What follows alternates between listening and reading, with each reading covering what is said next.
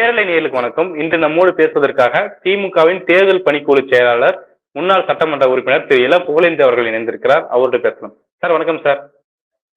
அனைவருக்கும் வணக்கம். கேளுங்க சார். அதிமுக பாஜக கூட்டணி தொடர்ந்து திமுக தரப்புல பல்வேறு விமர்சனங்கள் முன்வைக்கப்பட்டுட்டே இருக்குது. தொடர்ந்து முதலமைச்சர் மு க ஸ்டாலின் அவர்கள் கூட்டணி விமர்சிச்ச வண்ணம் இருக்கிறாரு அப்படின்னு சொல்லலாம். யாரு கூட்டணி அமைச்சாலும் ஜெயிக்க முடியாதுங்க அப்படின்னு சொல்லி முந்தா நேத்து கூட பேசியிருந்தாரு. இந்த சமயத்துல எடப்பாடி அவர்கள் கண்டினியூஸா என்ன சொல்றாருன்னா, நாங்க யாரு கூட கூட்டணி வச்சா உங்களுக்கு என்ன பயம் வருது, உங்களுக்கு என்ன பிரச்சனை அப்படிங்கிற கேள்வி முன்னிச்சிருக்காரு. இன்னைக்கு சட்டமன்றத்தை விட்டு வெளியே வரும்போது திமுக தான் பாஜக கூட கூட்டணி வச்சிருக்குது. வாஜ்பாய் பீரியட்ல கூட்டணி வச்சிருக்காங்க. அப்ப உங்களுக்கு இனிச்சது, இப்ப நாங்க கூட்டணி வைக்கும்போது கத்துக்குதா அப்படிங்கிற கேள்வி முன் வச்சிருக்காரு. இந்த விஷயங்களை எப்படி பாக்குறீங்க? முதல்ல நம்முடைய முதல்வர், எங்களுடைய தலைவர் அண்ணன் தளபதி அவர்கள் தெளிவாக தன்னுடைய அரசியல் கருத்துக்களையும் எடுத்து வைக்கிறார். இந்த நாட்டினுடைய நன்மைக்காகவும் மாநிலத்தினுடைய நன்மைக்காகவும் எப்படி செயல்பட வேண்டும் என்பதற்கு ஒரு எடுத்துக்காட்டாகவும் இன்னைக்கு இந்தியாவில் இருக்கார். அது எல்லாரும் ஒத்துக்கிட்டு இருக்காங்க. இந்த எடப்பாடி போன்றவர்கள், நாம என்ன சொல்ல வரோம், அவரே கேள்வி கேட்டு அவரே பதில் சொல்லிக்குவார். அவர் விருப்பத்துக்கு கேள்வி கேட்டுக்குது, அவர் விருப்பத்துக்கு பதில் சொல்லிக்கிறது தான் எடப்பாடி. ஏன்னா இப்போ நம்முடைய அரசு இப்ப நீட் பத்தி அவர் பேசிட்டு, நீட்டு நீங்க தான் கொண்டு வந்தீங்க அங்க, இந்த தமிழ்நாட்டு மக்களின் நன்மைக்காக இந்திய துணைக்கண்டத்தில் பல இடங்களில நீட்டை கேட்டு நீட்டுக்காக அவங்க எல்லாம் இப்ப குரல் கொடுக்கும் பொழுது தமிழ்நாட்டில் நாங்கள் ஏற்றுக்கொள்ள மாட்டோம். வி வாண்ட் எக்ஸெப்ஷன், விதிவிலக்கு. தமிழ்நாட்டிற்கு விதிவிலக்கு என்று விதிவிலக்கு வாங்கிய இயக்கம் திராவிட முன்னேற்ற கழகம். நம்முடைய முதல்வர் முன்னாள் முத்தமிழறிஞர் கலைஞர் அவர்கள் காலத்தில் விதிவிலக்கு இங்க கிடையாது. ஏன்னா +2 வரைக்குமே இங்க எக்ஸலண்ட் எஜுகேஷன். அந்த காரணத்தினால மதிப்பும் ஆரோக்கியமும் எல்லோரும் ஏற்றுக்கொள்ளக்கூடிய கல்வி +2 முடிச்சுட்டு MBBS போறதுக்கு ஓகேவாக இருக்கிறது தமிழ்நாடுன்னு நம்ம சொன்னோம். ஒத்துக்கிட்டு விதிவிலக்கு கொடுத்தாங்க. ஆனால் அதற்கு பிறகு என்ன நடந்தது? பிஜேபி இவங்கெல்லாம் பிறகு என்ன நடந்தது நல்லா யோசிச்சு பாருங்க. அந்த விதிவிலக்கு ரத்து செய்யப்பட்டது. இந்தியா முழுவதும் நீட்டை கொண்டு வர, இந்தியா முழுவதும் நீட்டை கொண்டு வரும்போது நாம எதிர்க்கிறோம். இந்த எடப்பாடி போன்றவர்கள் கையை கட்டிக்கிட்டு சேவகம் பண்ணாங்க. அப்ப சும்மா இப்போ ஏதோ என்ன சொல்றாங்க சார், காங்கிரஸ் மற்றும் திமுகவுடைய கூட்டணியில தானே நீட் தேர்வு அறிமுகப்படுத்தப்பட்டது. அப்ப நீங்க தானே அதுக்கு ஆர்வ புள்ளியா இருந்திருக்கீங்க, உங்களுடைய தவறு தானே அப்படின்னு சொல்றாரு. முதல்ல சொன்னேன், பல இடங்களிலே அப்படி ஒரு தேர்வு தேவை என்று சொல்லப்பட்ட வட மாநிலங்கள் இருக்கு. வட மாநிலங்களில் தேவை என்று வந்த பொழுது எங்க தென்னகத்தில் தமிழ்நாட்டில் நாங்க எங்களுக்கு தேவையில்லை என்ற பொழுது விதிவிலக்கு கொடுத்தார்களா இல்லையா? எங்க ஸ்டூடெண்ட்ஸ், எங்க மாணவர்கள் உயர்ந்த நிலையில் மருத்துவர்களாக படிக்க நாங்க எங்களுடைய அரசு ஏற்பாடு செய்து, கவர்மெண்ட் என்பது மாணவர்களுக்கு கல்வி, அதுக்கு பாதுகாப்பாக நாங்க இருக்கோம். நீ அதையெல்லாம் செய்யாம கேள்வி மட்டும் கேட்டுட்டு அப்பதான் வந்தது இப்பதான் வந்தது அதல்ல. உன்னுடைய ஆட்சியில் வருகின்ற போது நீ என்ன பண்ண? சுப்ரீம் கோர்ட் சொல்லிடுச்சு, கோர்ட் சொன்னதற்கு எதிர்த்து தீர்ப்பு போனியா? அப்பீல் போனியா? டிவிஷன் போனியா? கோர்ட்ல ஏதாவது மனு போட்டியா? ஒண்ணும் கிடையாது. அப்ப என்ன அர்த்தம்? கோர்ட் சொன்னதை நீ ஏற்றுக்கொண்டு மேல என்ன டெல்லியில அங்க இருக்கிற யூனியன் கவர்மெண்ட் என்ன சொல்ற, கை கட்டி சேவகம் பார்த்ததுதான் நாங்க கேள்வி கேட்டோம். வேற ஒண்ணும் கிடையாது. உங்களுடைய அரசு செய்ய வேண்டிய முறையில் செய்திருந்தால் நாம ஒண்ணும் கேட்க போறதில்லை. நீங்கள் அடிமை சேவகம் செய்தீர்கள், அதனாலதான் அந்த கேள்வி வந்தது தவிர வேற. நம்முடைய இதே போல நம்முடைய முதல்வர் அவர்களை பற்றி இப்ப கூட சொன்னீங்களே, ஏதோ ஒரு கேள்வி, என்ன கேள்வி கேட்டாரு? சட்டமன்றத்துல பேசும்போது இப்போ நீங்க பாஜக கூட்டணியில சேர்ந்துட்டீங்க, நீட் தேர்வு தொடர்பா அது ரத்து செய்யப்படணும் சொல்லி ஒரு நிபந்தனையை வச்சு நீங்க கூட்டணியில தொடர முடியுமா அப்படிங்கிற கேள்வியை முன் வச்சிருக்காரு. நம்முடைய முதல்வர் கேட்கறது அவர் அறிவுபூர்வமாக மட்டுமல்ல, அவர்களை ஆட்டி வைக்கக்கூடிய அளவிற்கு புத்திசாலித்தனமாக ஒரு இதை போட்டாரு, ஒரு ஆர்குமெண்ட். இந்த ஆர்குமெண்ட்டுக்கு பதில் சொல்றதுக்கு உனக்கு முடியாது. நீ கூட்டணியில சேர்ந்திருக்கிற, கூட்டணியில நீ சேரல, இங்க வானா ஓடுற, அங்க போனா போற. ஏன்னா அந்த கூட்டணி லட்சணம் நமக்கு தெரியும். ஒரு 2-3 நாளைக்கு முந்தைய டெல்லிக்கு ஓடுறீங்க, அமித்ஷா கிட்ட போய் உட்கார்ந்துருக்கீங்க. அமித்ஷா கிட்ட பேசிட்டு வெளியே பிரஸ்ல கேட்கறாங்க, என்ன கூட்டணி பேச வந்தீங்க? இல்ல அதெல்லாம் ஒண்ணும் கிடையாதுங்க, நாங்க மாநிலங்களை பத்தி பேசுறோம். பெரிய மேதை போல பேட்டி கொடுத்த இந்த எடப்பாடி எதுக்காக சொல்றோம்னா, ஒரு சாதாரணமாக அரசியல் பணியில ஈடுபடக்கூடிய ஒரு சாதாரண தொண்டனுக்கு இருக்கக்கூடிய ஒரு அர்த்தமான ஒரு எண்ணம் கூட, மக்கள் நலம் செய்யணுன்ற எண்ணம் கூட கிடையாத ஒரு ஆளு. நீங்க உனக்கு என்ன கொள்கை இருக்கா, லட்சியம் இருக்கா, வெளில வந்து சொல்லிட்டு வந்துட்டேன். ஆனால் உடனடியாக மறுநாளே வந்தாரு, அமித்ஷா வந்தார். அமித்ஷா கிட்ட போய் கேள்வி கேட்கிறேன், நாங்க கூட்டணி பத்தி பேசிட்டோம் நாங்க. அப்ப இதுல யார் சொல்றது சரி? முதல்ல எடப்பாடி அதுக்கு பதில் சொல்லட்டும். அமித்ஷா பொய் சொன்னாருன்னு சொல்லுவியா வேகமா? சொல்லு பாப்போம். உன்னால முடிஞ்சா சொல்லு. அதனாலதான் எங்க தலைவர் கேட்கிறார், இதையும் நீ சொல்ல மாட்ட, இப்ப எங்களுக்கு நீட் வந்து வேணாம், அந்த எக்ஸப்ஷன் விதிவிலக்கு கொடு அப்படின்னு நீ கேட்க மாட்ட. அப்ப நீ அவங்க கூட்டணியில போய் இருக்கிறன்னா சந்தர்ப்பவாத கூட்டணி. இது வேறு எதுக்கும் கிடையாது. வாஜ்பாயிடம் கூட்டணினா உன்னை நல்லா தெரிஞ்சுக்கணும். திராவிட இயக்கம் என்பது அர்த்தமுள்ள ஒரு இயக்கம். இவங்கள மாதிரி லெட்டர் பேட் கட்சி இல்ல. சும்மா அதிமுகன்னு போட்டுக்கிட்டு அமித்ஷா திமுக ஆயிட்டாங்க எல்லாம். இப்ப நாம எதுக்காக இதை குறிப்பிடுறோம்னா, அன்றைக்கு குறைந்தபட்ச நிபந்தனைகள் விதிகள் போட்டுதான், கையெழுத்து வாங்கிட்டு தான் அதுக்கு ஒத்துக்கிட்டோம். அன்னைக்கு இந்திய துணைக்கண்டத்தை காக்க வேண்டிய பெரும் பொறுப்பு இருந்தது, அதுக்கு செய்தோம். அப்படி செய்கின்ற போது ஆச்சரியப்படக்கூடியது என்ன, தமிழ்நாட்டுல இன்னைக்கு பிஜேபி கவர்மெண்ட் வந்ததற்கு பிறகு ஒண்ணு ஒண்ணா செய்யறாங்களே, எல்லா விதத்திலுமே கல்விக்கு பணம் கொடுக்கறது இல்ல இல்லையா, 2000 கோடிக்கு மேல நிக்குது. சிறு குறு தொழில்களுக்கு நிக்குது. ஜிஎஸ்டி பணம் வசூல் பண்ணிட்டு அதுல பாதி நிக்குது. பேரிடருக்கு வெள்ளப்பாடு அப்படின்னு சொன்னா அதுக்கும் பணம் கொடுக்கல. அங்கிருந்து ஒரு கமிட்டி வந்தது, நம்ம கமிட்டி எல்லாரும் குழுக்கள் சேர்ந்து போய் இது பண்ணி ஆய்வு பண்ணிட்டு சென்ட்ரல் கவர்மெண்ட்டுக்கு கொடுக்குறாங்க, யூனியன் கவர்மெண்ட்டுக்கு. அதற்கு பிறகு கூட ₹1 கூட கொடுக்காத மோடி அரசு, அந்த ₹1 கூட நம்முடைய மக்களின் துயருக்கு கொடுக்காத மோடி அரசு கிட்ட எடப்பாடி அப்படியே கொஞ்சி கொலாவுறாரு. ஆனா நாங்க அப்படி அல்ல. வாஜ்பாய் இருக்கின்ற பொழுது ஒரு மாநிலத்திற்கு இருக்கக்கூடிய அத்தனை அதிகாரங்களும் எல்லா வகையிலும் எந்த உரிமையிலையும் தலையிட முடியாது என்ற அளவுக்கு நிபந்தனைகள். அவரும் அவருடைய அரசியல்வாதியா தான் போனாரு, பாஜக காரனாக இல்ல. இன்னும் கூட சொன்னோம்னா, சேது சமுத்திர கால்வாய் திட்டத்தை நாம் அன்றைக்கு நிறைவேற்றுவதற்கு ஒப்புதலோடு இறங்கணும்னா நினைச்சு பார்க்கணும். வாஜ்பாய் கூட்டணியா, அது முத்தமிழறிஞர் கலைஞரின் கூட்டணியா, அதை நினைச்சு பார்க்கணும் நீங்க. எதுக்குன்னா சேது சமுத்திர கால்வாய் திட்டத்தை நம்ம செய்யறதுக்கு இது பண்ணோம். அதை போல 30,000 கோடிக்கு மேல இந்த சாலைகள் விரிவாக்கங்கள் செய்கின்ற பொழுது தமிழ்நாடு எப்பொழுதுமே நிறுத்தப்பட்டு அதாவது பின் நிலையில் வச்சிருவாங்க தமிழ்நாட்டை. அது வந்து ஒரு 2வது இடம், 3வது இடம், 4வது இடமா இருக்கும். ஆனா நாம் அன்றைக்கு நம்முடைய அண்ணன் டி.ஆர். பாலு அவர்கள் இந்த பொறுப்பில் இருக்கின்ற பொழுது அப்ப என்ன பண்ணாங்க, தமிழ்நாடை முதல் நிலையில் கொண்டு வந்ததன் காரணமாகத்தான் இன்னைக்கு நாடு முழுவதும் சாலை வசதிகள், பாலம் வசதிகள் எல்லாமே தெளிவுபடுத்தி எல்லாமே கரெக்ட் பண்ணது அன்றைக்கு ஒதுக்கப்பட்ட அந்த நிதி ஆதாரங்களின் அடிப்படையில. இப்படி தமிழ்நாட்டிற்கு தேவையானதை நாங்க எல்லாத்தையும் செய்தோம். நீ உன்னுடைய கட்சி, உன்னுடைய கூட்டணி கூட எங்கள்கிட்ட பேசிட்டு இருக்காத.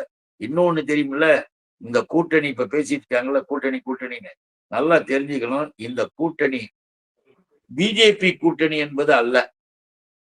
எடப்பாடிக்கும் பிஜேபிக்கும் கூட்டணி அல்ல.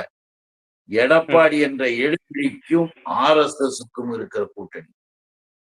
RSS என்கிற இந்துத்துவா அமைப்பு, இடஒதுக்கீடை நாங்கள் பரிசீலனை செய்வோம் என்று அறிவித்திருக்கிற இந்துத்துவ அமைப்போட கூட்டணி. ஏன் சொல்றது தெரியுமா? ஆதாரம் இல்லாமல் நாங்க பேசுறது கிடையாது. எங்க தலைவர்கள் எங்களுக்கு அதை வந்து தெளிவாக சொல்லி கொடுத்துரு. ஆதாரம் இருந்தா தான் பேசுவோம். என்ன, அமித்ஷா இங்கிருந்து வந்தா கூட கூட்டணி பேச தமிழ்நாட்டுக்கு வந்தாரு.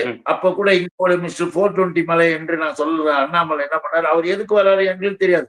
அவர் அங்க போறாரு, இங்க வர்றாரு, நாங்க கூட்டணி பத்தினாரு. ஆனால் நேரா எங்க போச்சு, ஏர்போர்ட்ல இருந்து காரு துக்ளக் குருமூர்த்தியினுடைய அலுவலகத்திற்கு, இல்லத்துக்கு. துக்ளக் குருமூர்த்தி யாரு? இன்றைக்கும் அந்த துக்ளக் பேப்பர்ல RSS கொள்கையை அழுத்தமாக எழுதுறவர். அது அவருடைய கொள்கை, அவருடைய பாட்டு, நமக்கு ஒண்ணும் விமர்சனம். அது அவர் விருப்பம். வகுப்பு வாரி பிரதிநிதித்துவம் எடுத்துடணும், திறமைகள் எல்லாம் காணாம போய்விட்டது, இந்த நாடு அப்படியாச்சு இப்படியாச்சுன்னு வாதம் பண்ணக்கூடிய நபர்கள், பெண்களுக்கு இவ்வளவு உரிமைகள்லாம் சலுகைகள் கொடுக்க கூடாது என்று சொல்லக்கூடியவர்கள், இன்னும் கூட ஒரு படி மேல போய் உடன்கட்டை ஏறது என்ன தப்பு, விருப்பப்பட்ட பெண்ணு உடன்கட்டை ஏறணுமே என்று வாதாடக்கூடிய பேசக்கூடியவர்கள். 24 மணி நேரமும் RSS எங்களுக்கு மகாத்மா காந்தி இல்லை, மகாத்மா கோட்சே. கோட்சேவினுடைய போட்ட அன்று அவனுடைய சிலையை வச்சு மாலை போட்டு நாங்க சுத்தி வந்து டான்ஸ் ஆடுவோம், கொண்டாடுவோம். பிஜேபி எம்பி ஒரு சாமியாரினி ஒரு எம்பி ஒண்ணு இல்ல, பிரத்யேகம் ஏதோ ஒண்ணு இருக்கும்.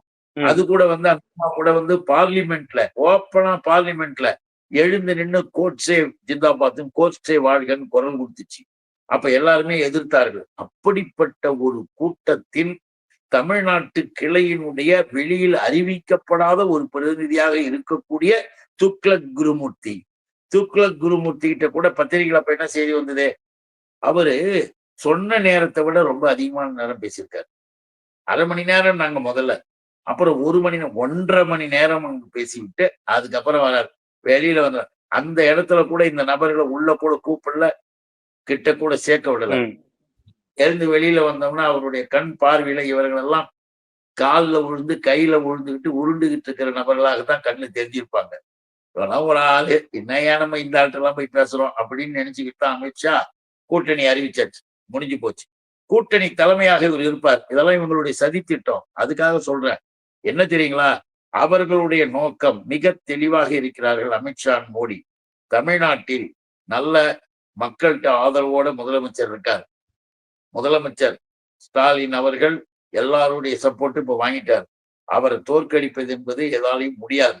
ஆனால் நம்முடைய நோக்கம் தமிழ்நாடு சட்டமன்றத்திற்கு ஒரு 25 to 30 எம்எல்ஏக்கள் வரை பிஜேபி உள்ள போயிடும்.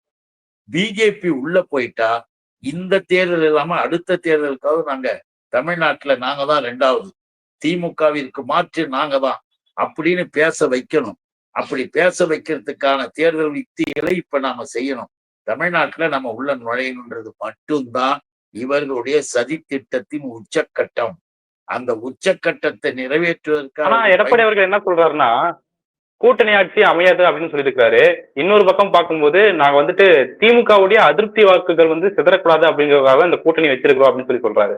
அது எப்படி பாக்குறீங்க? நீங்க வந்து ஆதரவு இருக்குன்னு சொல்றீங்க, ஆனா அவர் வந்து அதிருப்தி வாக்குகள் இருக்குன்னு சொல்றாரு. அதாவது ஒண்ணு பிடிச்சவங்க இருக்கும் போது பிடிக்காதவங்க யாராவது இருக்கலாம். பிடித்தவர்கள் ஏற்றுக்கொண்டவர்கள் 100 பேர் இருக்கின்ற போது எனக்கு பிடிக்காதுன்னு 2 பேர் இருக்கலாம். அது ஒண்ணும் ஒரு பெரிய விஷயம் கிடையாது. நாங்க அவங்க ஆதரவை வாங்க போறோம்னா வாங்கிட்டு போ. ஆனா ஒண்ணு, நேற்றைக்கு சொன்னதை இன்றைக்கு எடப்பாடி செய்யறாரு, இன்றைக்கு சொன்னதை நாளைக்கு எடப்பாடி செய்ய போறாருன்னு யாரும் உத்தரவாதம் தர முடியாது.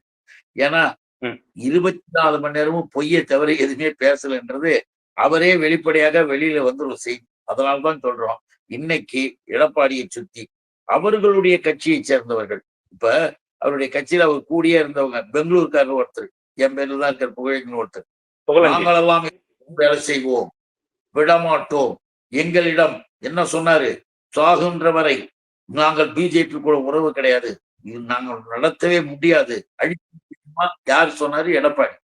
பிஜேபி கூட ஒட்டு இல்லை உறவு இல்லைன்னு சொல்லி நாங்களாம் அவரு கூட உட்கார்ந்துருந்தோம். திடீர்னு பாக்குறோம் உறவுன்றாரு. அப்போ இந்த பேச்சினுடைய வலிமை, பேச்சினுடைய உண்மை ஆதாரம் எவ்வளவு லட்சணத்துல இருக்கு பாத்தீங்களா? அதனாலதான் சொல்றோம், பிஜேபி எடப்பாடின்ற ஆளை வச்சுக்கிட்டு இந்த ஏடிஎம்கேல அப்பாவி தொண்டர்கள் இன்னும் இருப்பாங்க. அந்த தொண்டர்களுடைய உழைப்பை நாம வாங்கி நாம வெற்றி பெறணும்ன்ற பெரும் பிளான்ல RSS கூட்டம் உள்ளே நுழைந்திருக்கிறது. எச்சரிக்கை செய்யறோம், கவனம். இது அதுன்னு சொல்லி இந்த அரசியல் எல்லாம் மக்கள் ஏமாறக்கூடாது, ஏமாந்து விட மாட்டார்கள். தமிழ்நாட்டுல நீங்க வேணா பாருங்க, இந்த அதிமுக, இந்த எடப்பாடி என்கின்ற இந்த கூட்டம் பலத்த தோல்வி அடையும். பிஜேபி 90% டெபாசிட் அவுட் ஆகும். ஏன்னா இந்த அளவுக்கு அவர்களுடைய செயல்கள், அவங்க வந்து பிற மாநிலத்துல பாவம் அப்பாவி மக்களை ஏமாத்திட்டு இருந்தாங்க. ஆனா இங்க வந்து அதெல்லாம் நடக்காது. வெளிப்படையா எல்லாமே தெரிகிறது. இன்னும் 2-3 நாள்ல இன்னும் என்னென்ன செய்தி வரும் நமக்கு தெரியாது. அப்போ நாமும் சந்திக்கும். இப்போ அதிருப்தி வாக்குகளை வாங்கிட்டு போனா வாங்கிட்டு போன்னு சொல்றீங்க. ஆனா அதிருப்தி ஓட்டை வந்துட்டு ஒரு கட்சிக்கு ஒரு கூட்டணிக்கு வந்து சேரும்போது அது திமுக தானே பாதிப்பா அமையும். அப்ப நீங்க வந்துட்டு அந்த அதிருப்தி ஓட்டு அப்படிங்கிற விஷயத்தை வந்து நீங்க குறைச்சி மதிப்பிடுறீங்களா அப்படிங்கிற கேள்வி எழுது. அதாவது இந்திய கூட்டணி என்பது வலுவாக இருக்கு. திராவிட முன்னேற்ற கழகத்தின் இந்திய கூட்டணி வலுவான அமைப்புள்ள இயக்கங்கள் சேர்ந்திருக்கிற இந்திய கூட்டணி. பொது உடைமை இயக்கமாக இருந்தாலும் தேசிய இயக்கமாக இருந்தாலும் இன்னும் சீர்திருத்த சமூக நிலைப்பாடுகள் இருக்கிற இயக்கங்களாக இருந்தாலும் திமுக, திராவிட முன்னேற்ற கழகம் அந்த கூட்டணியில தெளிவா இருக்காங்க. அதான் நம்ம புரிஞ்சுக்கணும். ஆனா இது அப்படி இல்ல. எல்லாம் லெட்டர் பேடு. இந்த லெட்டர் பேடு எப்ப வேணாலும் ஜம்ப் பண்ணும், எப்ப வேணாலும் குதிக்கும். அவர்களுக்கு எல்லாரும் போயிடுவாங்க, எல்லாரும் செஞ்சிருவாங்க. நம்ம கற்பனையே பண்ண வேணாம். அதிருப்தியாளர்கள் என்ற பேர்ல இவர்கள் நினைத்து கொண்டிருக்காருன்னா, இவனுங்க கூட இருந்தவர்களையே கொஞ்சம் பேரு இப்படி வந்திருக்கலாம், அப்படி போயிருக்கலாம்ன்ற கணக்கு தானே தவிர, மற்றபடி ஒட்டு மொத்தமாக தமிழ்நாட்டு மக்கள் தெளிவாக இயக்கங்கள் ரீதியாக அமைந்திருப்பது இந்திய கூட்டணி. வெறும் பேச்சு, இந்த பேட்டிகள் கொடுக்கறது, கண்ணா பின்னான்னு திட்டுறது, மைக்கு முன்னால டான்ஸ் ஆடுறது, இப்படியே தங்களை பெரிய வீராதி வீரன் நினைச்சுன்னு நான் மட்டும் தமிழ்நாட்டின் முதலமைச்சராக இருந்தால் இலங்கையின் மீது படையெடுத்து தமிழீழத்தை அப்பொழுதே பெற்றுக் கொடுத்திருப்பேன்னு ஒருத்தர் உளர்றாரு. அந்த ஆளு உளறிட்டு அவன் தன்னை பெரிய மேதாவின்னு நினைச்சுக்கிட்டு திரிஞ்சுக்கிட்டு இருக்கிறாங்க. அந்த ஆளையும் இப்ப சுத்திக்கிட்டு இருக்கிறாங்க இவங்க. எல்லாரையும் சேரட்டும், சேர்ந்து ஒரு வழி ஆகட்டும், நாம வேளான்னு சொல்லுவோம். ஆனா தொடக்கத்துல இருந்தே இந்த கூட்டணியை பார்த்து ஸ்டாலின் அவர்கள் பயந்து போயிருக்கிறாரு அப்படிங்கிற விஷயத்த வந்து எடப்பாடி சொல்லிட்டே இருக்கிறாரு. இன்னைக்கு சட்டமன்றத்துல வந்துட்டு இந்த நீட் தொடர்பான ஒரு கோரிக்கையை வைக்கும் போது, அந்த பிரச்சனையை வைக்கும் போதும் அவர் வந்துட்டு எவ்வளவு பயந்துருக்கிறார் அப்படிங்கிறத காட்டுதுன்னு சொல்லி எடப்பாடி அவர்கள் பேசியிருக்காரு. இது எப்படி நம்ம பார்க்கணும்? இந்த கற்பனையை பண்ணிக்கிட்டு பேசுறதுல எதையும் நம்ம பார்க்க முடியாது. கற்பனை, யூகம், கதை, என்ன சொல்றது, வெளியில போய் பிரசுக்காரங்கிட்ட சொல்றது, நம்ம இப்படி சொல்லி விட்டுருவோம் அவர் பயந்துட்டாரு. முதலமைச்சர் அவர்கள் மிக தெளிவாக இந்த கும்பலுடைய ஆட்டம் தெரியும். அவரு படிப்படியாக உயர்ந்த ஒரு மிகப்பெரிய அரசியல் தலைவர். இவனுங்களை மாதிரி அததான் அழகா சொன்னார். யார் காலிலையும் தொட்டு ஊர்ந்து போய் எதையும் பெற வேண்டிய அவசியம் எங்களுக்கு கிடையாது. நாங்கள் உழைத்து உழைப்பால் உயர்ந்தவர்கள், கொள்கை பூர்வமாக இருக்கிறவர்கள் பல முறை எடுத்து சொல்றாரு. இதுங்களுக்கு உரைக்கணுன்றதுக்கு தான். நீங்க அவர் 89 எம்எல்ஏ ஆனாலும் சரி, எம்எல்ஏ ஆனதற்கு பிறகு கொஞ்ச நாட்களில் மேயராக மக்களிடம் ஓட்டு வாங்கிய மேயரு, கவுன்சிலருக்கு இல்ல, மக்களிடம் நேரடியாக ஓட்டு வாங்கி மேயர் ஆனவர். அப்படி மேயர் ஆனதற்கு பிறகு உள்ளாட்சித்துறை அமைச்சராகவும் சட்டப்பேரவையிடம் மறுபடியும் வந்தவர். அதற்கு பிறகு துணை முதல்வராகவும் இருந்தவர். இன்றைக்கு முதல்வராகவும் இருப்பவர். எடப்பாடி எல்லாம் எங்கேயாவது ஒரு மூலையில உக்காந்துக்கிட்டு எங்கேயாவது ஏதாவது கிடைக்குமான்னு பொறுக்கி தின்னுகிட்டு இருந்த ஆட்கள்ல ஒரு ஆளு. அன்னைக்கு அரசியல்ல பெரிய பதவியில இருந்தவங்க பின்னால ஓடி ஜெயலலிதா கார் ஓடிச்சுன்னா டயரை போய் முத்தம் கொடுத்து டயருக்கு படுத்துக்கிற ஆளு. இப்படிப்பட்ட நபர்கள் எல்லாம் இன்னைக்கு எப்படி வேணா கற்பனையில பேசலாம். அது அவர்களுடைய விருப்பத்துக்கு பேசுவாங்க. அதுக்கு முக்கியத்துவம் தர வேணாம். பார்த்துட்டு காமெடியா சிரிச்சுட்டு போயிட்டு. ஓகே, நிறைய விஷயங்கள் பார்த்துட்டீங்க சார். உங்களுடைய நேரத்துக்கும் கருத்துக்கும் மிக்க நன்றி சார். வணக்கம், நன்றி, வாழ்க.